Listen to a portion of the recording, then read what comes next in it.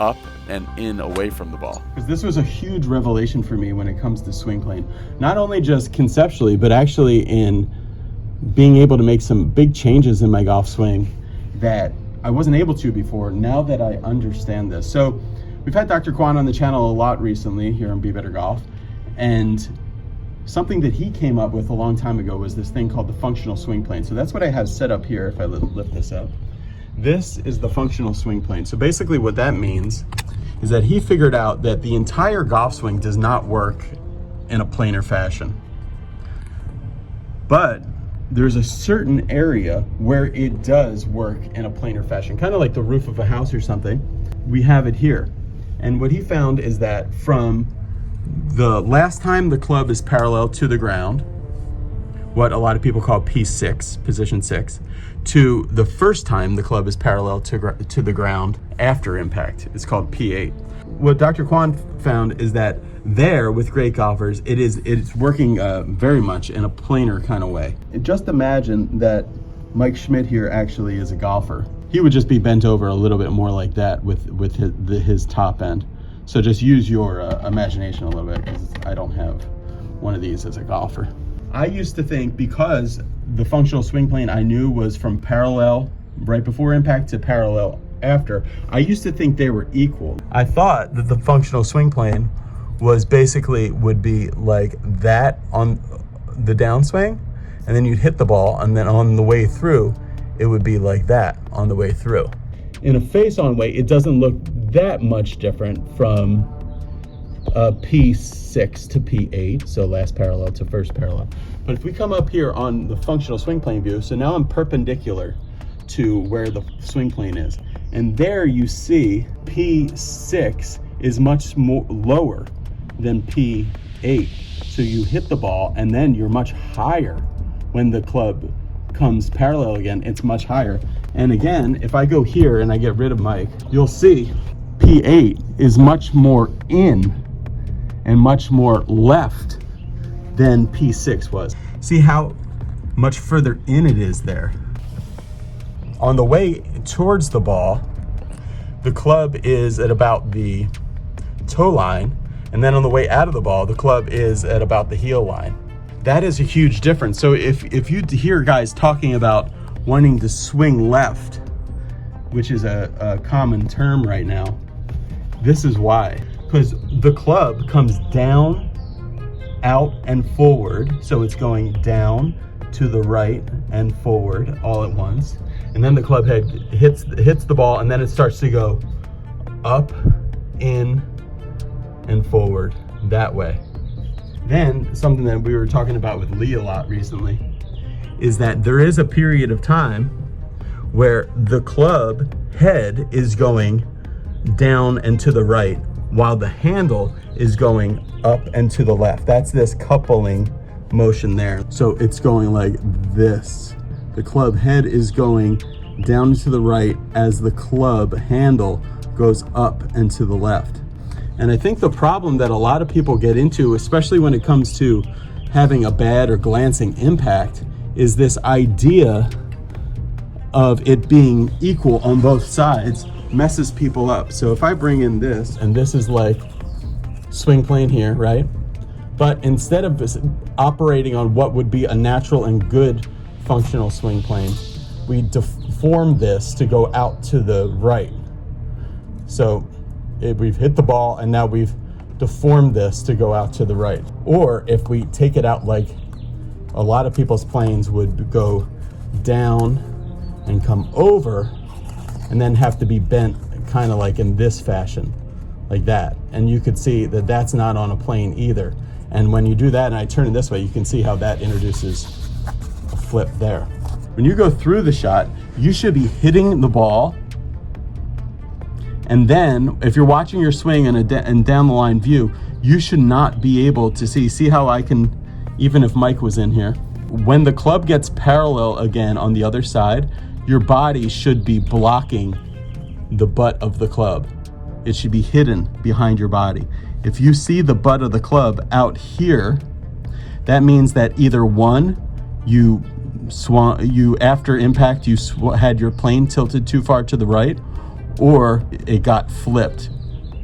So if you can get it here, now this is on like a normal shot. There are certain shots that you might have it here, but on a normal shot, you want this club to feel like it's off the left pointer of your hip. When the club gets parallel again, it should feel like it's off this left pointer and pointed straight out there. It's extended and it's wide from you, but it's in and up from what it was here. I hope that makes sense. I'm gonna try to take it out on the course and show you guys some drills in order to feel this, not only the coupling, but then where to land. And I think there's some pool noodle things that we can do to help with this. All right, so this is later that day at the range, and the first thought I had was to put a stick out past where I'm hitting the ball and try to get the ball to start to the right of the stick, but finish with the club head under the stick like I have here. So in doing that, you can see how the club is at the toe line, and then it's got to come into the heel line when it gets parallel again, just like we saw with the toy. You can see it's out and then it's in. But the thing about this is that's very important is that you have to hit the inside of the ball when you're doing this. And then I noticed that, okay, well, I want the backswing to be good. So I was feeling like I want to be up above this red stick, then on the red stick, then inside the yellow stick. I was trying to figure out the best way to do it, and then tried it with driver, and I couldn't have all that stuff in the way with driver, but that was just like an awesome drive. So this is the following day. This is like day 3, I think, of trying to figure this out. This is the following day where I made something different, which is more in line with what had been my original idea. So I got some PVC pipe and I made like this L. So this L is going to stick straight out towards me. So I'm going to have to, after I hit the ball, I'm going to have to make sure that the club head and shaft is going underneath that L. What goes along with that that's very important is that you have to hit the inside of the ball and then finish under the L. And when I was doing this, I noticed that the dispersion was really tight as well. Even if you missed it, it would only be a little left or a little right, and a lot of straight shots. Okay, so if we watch this and we think about how the toy was, that is much more in line than what I'm used to. Usually I have it really behind my butt at that point, and then having to sling it out to first base. All right, so from my view here, I'm trying to take it back up, then go on the line, and then hit the ball 2 dimples to the inside here. Then after I hit it, I gotta finish this way, left and under this thing. So don't hit it, be left and under it. It's a really powerful training setup here. It's up, I feel like 30 degrees out that way for the backswing. This way, then on the line, so I'm not letting it dump this way or tip this way, just up on the line, and then hit it 2 dimples to the inside. And I want the ball to start that way, but then the club come under this. If I kind of hump it like this a little bit, or get the club going that way, the face will do this, and it will be way above this, or I'll clang this thing.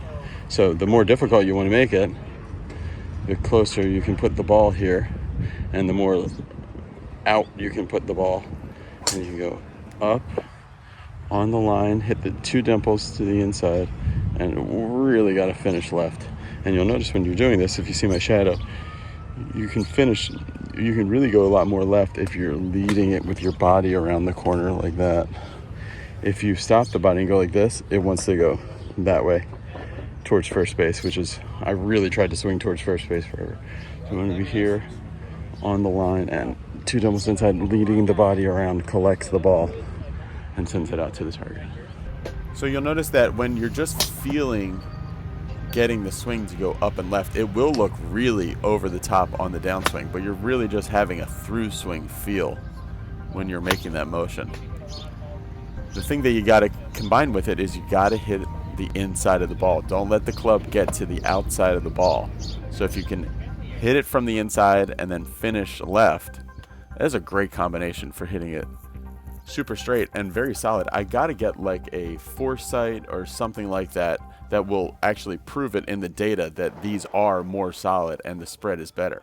All right, something important is that if you're just here trying to swing and miss this stick alone, you will then hit it left, and you could definitely ingrain an over the top swing.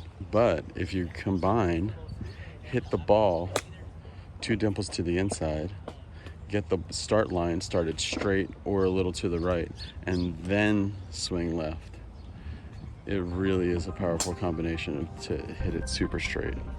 Back swing, down swing, we're on that line, hit it 2 dimples to the inside, and then extend up, up, up, up, up.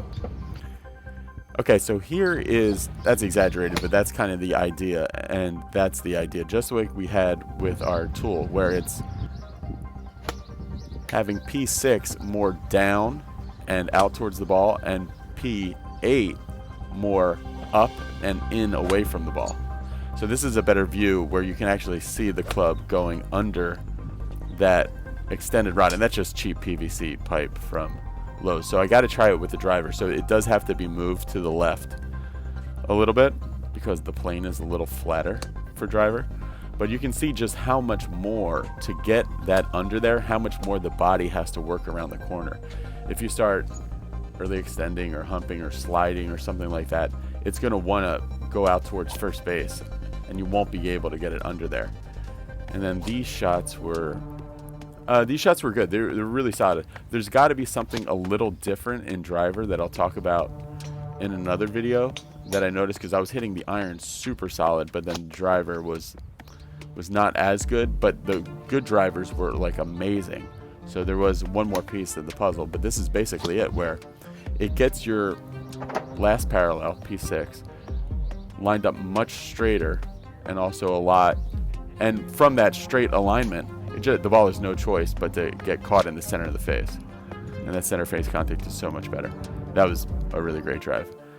So then just after doing this for a couple of days, I went out on the course, and you saw this. This was my vlog with Drew Cooper. And if you look at these swings in slow motion, you'll see they don't look that much different from before, but those little alignments make a huge difference. Thanks for watching. Hit the subscribe button. Talk to you soon. Bye.